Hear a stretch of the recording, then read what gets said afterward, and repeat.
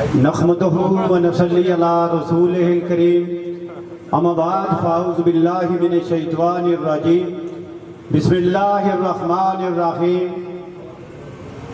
خدا نے آج تک اس قوم کی حالت نہیں بدلی، خدا نے آج تک اس قوم کی حالت نہیں بدلی، نہ ہو خیال جس کو آپ اپنی حالت بدلنے کا۔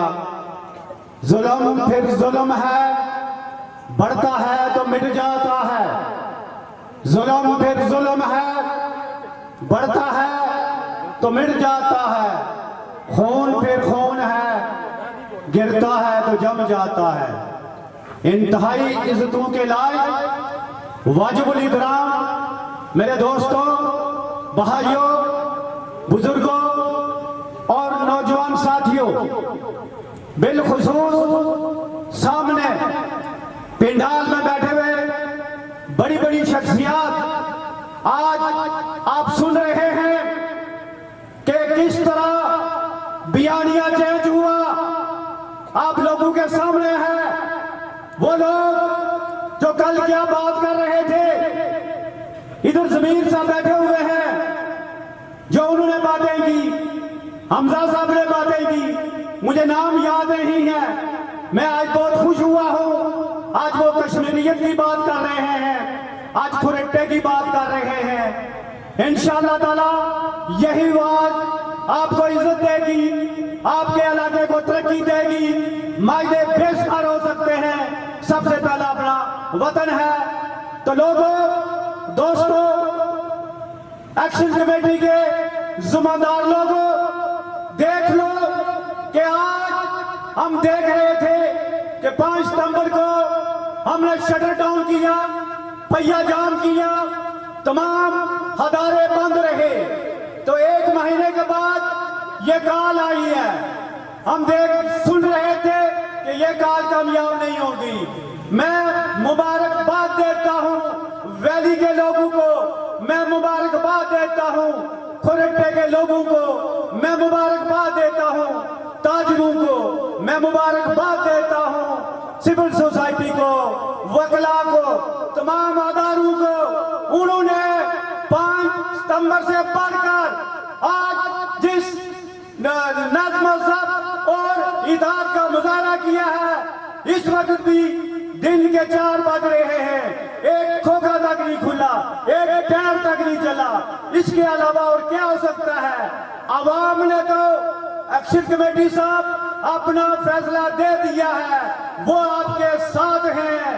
وہ یہ شاداب سکندر صاحب، عابد رجوروی صاحب، رائم بٹ صاحب، ارشاد صاحب اور عقیل صاحب، مامون صاحب، میں کس کس کا نام لوں؟ یہ آپ پر ذمہ داری عائد ہوتی ہے کہ آج کے بعد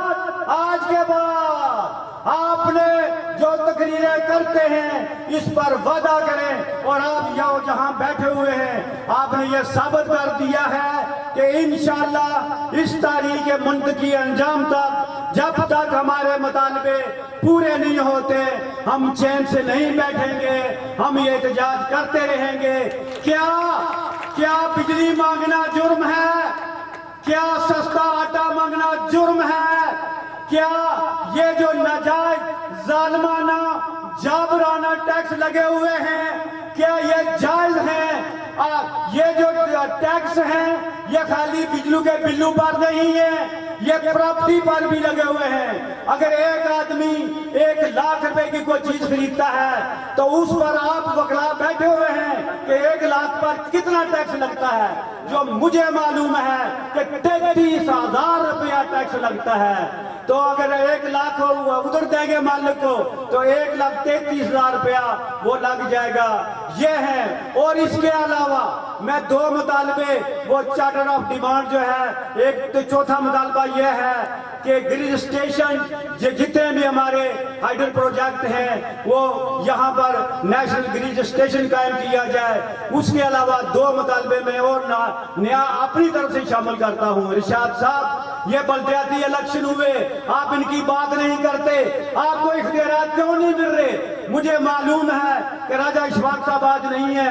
میں نے کہا کتنے پیسے خرچ ہوئے؟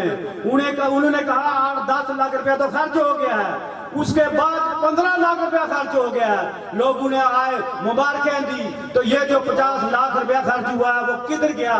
محنت کدھر کیا؟ اگر آپ کو اختیارات نہیں ملتے میں تو کہتا ہوں یہ بھی شامل کریں.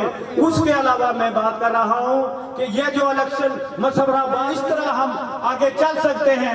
تو دوست کہتے ہیں شارٹ کریں، باتیں تو بہت تھی.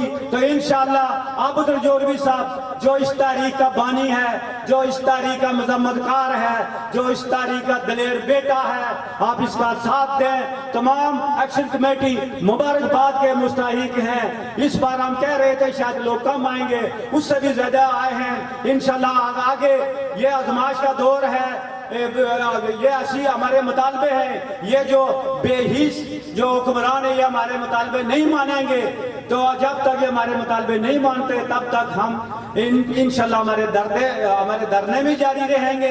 انشاءاللہ ہماری تحریک بھی جاری رہے گی. تو آخر پر میں اس شعر کے ساتھ اجازت چاہتا ہوں. نعرہ ہی نہیں ہے، نعرہ ہی نہیں ہے، ایمان ہے آزادی کے متوالوں کا.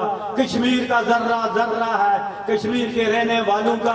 ایک اور نعرہ ہے، یہ وطن، یہ